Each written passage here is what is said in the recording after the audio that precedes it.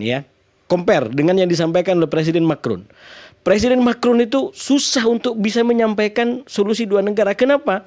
Karena dia posisinya selama ini mendukung Israel. Kalau dia tiba-tiba hanya menyatakan dukung Palestina, maka dianggap menjadi anti Israel, menjadi akan mengancam Israel. Iya. Belum ngomong gitu aja sudah dipelintir sama Netanyahu bahwa kalian dengan mengakui kemerdekaan Palestina sama dengan memberi hadiah kepada Hamas dan akan mengancam eksistensi kami. Iya. Risiko politiknya juga dalam negeri Prancis lebih tinggi kan? Apalagi coba ini pakar komunikasi nanti bayangkan bagaimana beliau harus meliuk-liuk bikin pernyataan. Iya. Agar Artinya Presiden Prabowo lebih bebas ini dong. Nah, saya melihat pernyataan presiden itu hanya dikasih bumbu tadi, yaitu kalau Israel mengakui kemerdekaan Palestina, maka kami juga siap mengakui Israel. Ya, Dan asal. Yaitu kalau Kalau mengakui kemerdekaan Palestina, artinya kemerdekaan Palestina menjadi sebuah syarat. Nah, itulah substansi utama daripada solusi dua negara. Dua negara ini inginnya adalah Israel diakui dengan keberadaannya, segala haknya, dan sebelumnya adalah ada kemerdekaan Palestina. Kalau tadi dikatakan oleh Mbak Hamid, Palestina udah merdeka dari dulu, barangkali secara subjektif masing-masing kita, negara-negara tertentu iya. Tapi faktanya Prancis baru kemarin, baru Inggris baru kemarin, kemudian Australia baru kemarin, dan pengakuannya. Ya, artinya harus dibedakan ya di antara fakta dengan subjek kita. Itu satu. Yang kedua, sebelum ke beliau, yang disampaikan oleh Mbak Hamidah tadi juga harus dibedakan di antara Israel sebagai bangsa, saya selalu katakan, dengan Netanyahu sebagai otak pemerintahan ini. Saya tidak ingin kita mengajak kebencian massal. Kebencian kepada Netanyahu kemudian dialamatkan kepada seluruh orang Israel. Israel itu raya besar, katakanlah kayak Indonesia. Di Indonesia ada satu yang paling nggak kita suka, lalu mengatakan Indonesia semua sama, itu terlalu over generalisir. Karena sekali lagi banyak orang yang malah di Israel sendiri kita lihat sekarang banyak orang yang mengkritik Netanyahu. Banyak orang yang tidak suka di dunia hari ini, termasuk yang melakukan global summit ini, bukan hanya orang Islam, bukan hanya orang Arab. Kita nggak bicara soal itu. Ini soal humanity, ini soal kemanusiaan. Artinya apa? Artinya jangan selipkan paham-paham yang nanti justru membawa kepada tendensi kayak semacam kebencian komunal. Nah, oleh karena itu harus selalu dibedakan. Presiden mengatakan Israel, bukan Netanyahu. Yang melakukan genosida hari ini sesuai dengan fakta hukum ICC paling tidak adalah Netanyahu. Tapi Israel belum tentu melakukan kejahatan seperti itu. Saya pinjam dulu statementnya Mas Tapi Hasib kursi tadi. saya enak begini.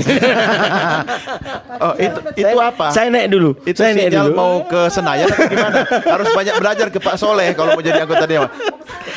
Kursinya sudah jadi kursinya udah nganjak duluan. Iya. Nah, Prof, sekarang dari perspektif komunikasi, panggung PBB itu kan disorot dunia internasional. Dengan apa yang Presiden sampaikan, setidaknya itu adalah sebuah dukungan konkret. Sekali lagi, diplomasi kan? Ya, kita hargai upayanya Mbak Wanda, upaya teman-teman lain ya. Mungkin semua berjuang tetapi menuju satu hal yang sama. Tapi apa yang Prof Anda bisa sampaikan? Kemudian dampaknya secara diplomasi dari aspek komunikasi. Ya. Pertama, ini pasti komunikasi politik. Jadi bukan komunikasi budaya ya. Betul, setuju. Pasti komunikasi politik. Jadi dan dia menggunakan teori-teori retorika. Jadi ada di dalam teori retorika itu kan kita kenal dengan istilah kanun. Ada istilah kanun. Kanun tuh ada invention. Jadi 8 kali tepuk tangan loh, Bun. Iya, makanya ada invention namanya. Pak Prabowo berusaha nih mengatur apa sih nanti kata-kata yang harus saya sampaikan, meskipun pasti tim kepresidenan pasti udah nyusun tuh kata-kata sedetil mungkin. Tapi kan kita selalu melihat ada beberapa kanun terutama setelah kanun invention itu ya, penemuan itu apa yang harus saya temukan untuk menyampaikan pesan ini. Ada namanya arrangement, jadi pengaturan. Nanti ini diatur berapa menit oleh PBB saya harus menyampaikan, lalu mana yang harus saya buang dari ini, mana yang harus ketengahkan. Lalu yang ketiga ada style atau gaya. Nah, kita tahu gaya Pak Prabowo ini ada militernya dan dia berbeda. Kita itu beruntungnya tiap pemimpin kan punya gaya komunikasi politik yang beda semuanya. Dari mulai Bung Karno, Pak Harto, Habibie, terus Gus Dur, Bu Mega, Pak SBY, Pak Jokowi dan terakhir Pak Prabowo. Untung hafal ya 8. Tuh tadi. Lalu setelah style itu ada delivery. Jadi bagaimana cara dia menyampaikan pesan-pesan itu, dan yang terakhir memori. Nah, memori ini yang paling sulit bagi setiap seorang orator. Jadi ketika dia melakukan hal-hal yang sifatnya terbatas, itu kan nggak ketemu. Kita bisa membedakan antara Pak Jokowi kalau dia mau ngomong lama, kita nunggu ini mau ngomong apa ya lama banget kita nunggunya. Tapi Pak Prabowo kan dia selalu keluar dari, dia sifatnya lebih dinamis katanya, dinamik. Apalagi itu waktu terbatas dynamic. kan? Iya, Di waktu PBB sangat itu, terbatas. iya, durasinya diatur. Durasi terbatas. Nah, di waktu dia KTT aja kemarin, KTT Palestina kan kelebihan waktu, sehingga mic-nya mati. Nah, si ada yang perempuan udah mendekati, maksudnya waktu sudah habis, tapi Pak Prabowo kayaknya mengerti. Jadi kalau kita lihat dari pengaturan, kita tahu benar ini pasti sudah diatur pesan apa yang akan disampaikan oleh Pak Prabowo. Tentu elaborasinya diserahkan langsung kepada Pak Prabowo. Ketika kekuasaan dilekatkan pada narasi komunikasi politik, maka terserah dia mau menyampaikan apa. Apalagi di sana dia itu adalah pusat perhatian. Beda sama Trump. Trump itu punya karisma sendiri bagi bangsa lain di dunia ini ya. Itu dia karena mau rambutnya ngomong, pasti itu. Karena rambutnya, mau dia ngomong ngaco kayak apapun itulah gaya dia kan. Disalahkan sama dia. Iya. Jadi makanya tadi Mbak Wanda Hamidah hanya memfokus pada satu kata. Padahal begitu banyak rangkuman dari pengaturan yang coba dikeluarkan oleh Pak Prabowo, yang segala intinya adalah tentang problem yang selama ini tidak kita temukan jalan keluarnya.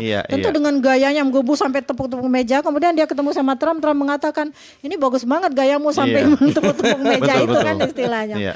Ini nggak semua orang bisa. Sama waktu Pak Prabowo kampanye pun dia tepuk-tepuk panggung gitu kan. Jadi artinya memang ini gaya yang harus diatur.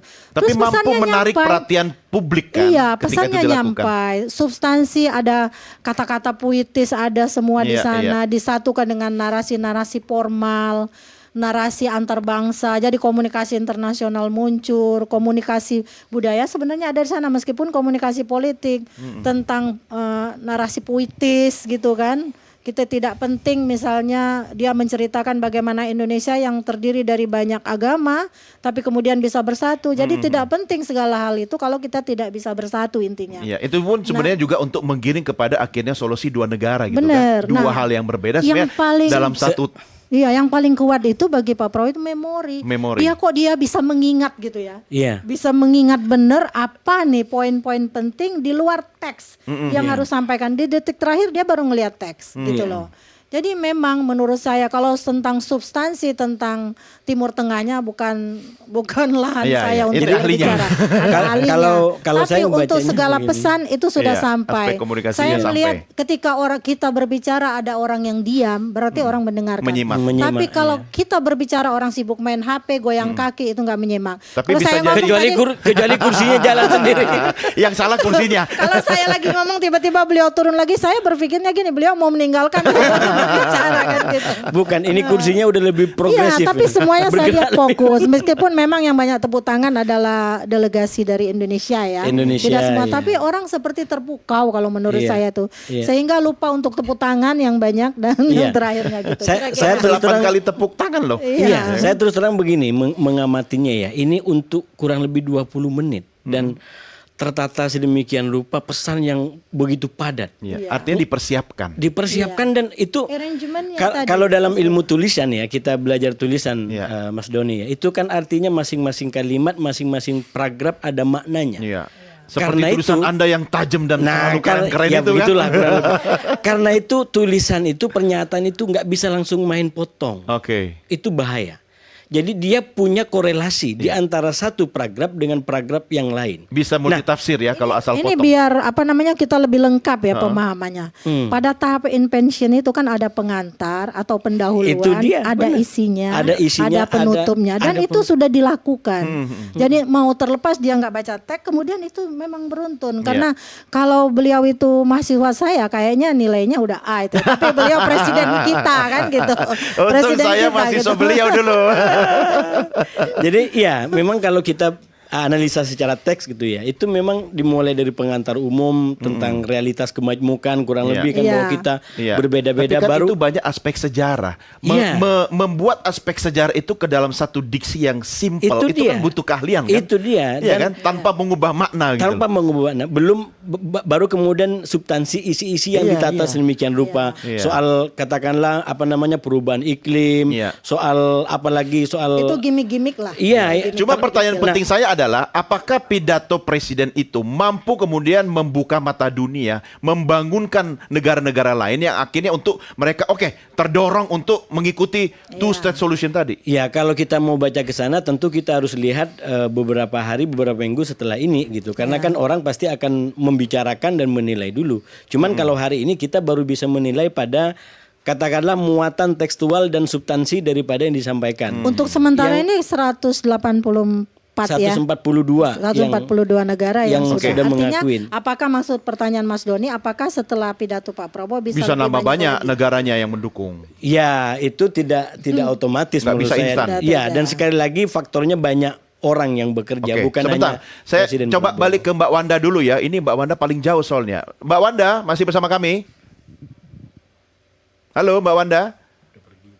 Oke, sepertinya sinyal Agak susah. ada gangguan ya. Oke, Jauh. nanti kita lanjutkan ke Mbak Wanda sama Pak Soleh lagi. Kita rehat dulu. Kita akan lanjutkan diskusi kita di segmen berikutnya. Tetap bersama kami di Merah Putih.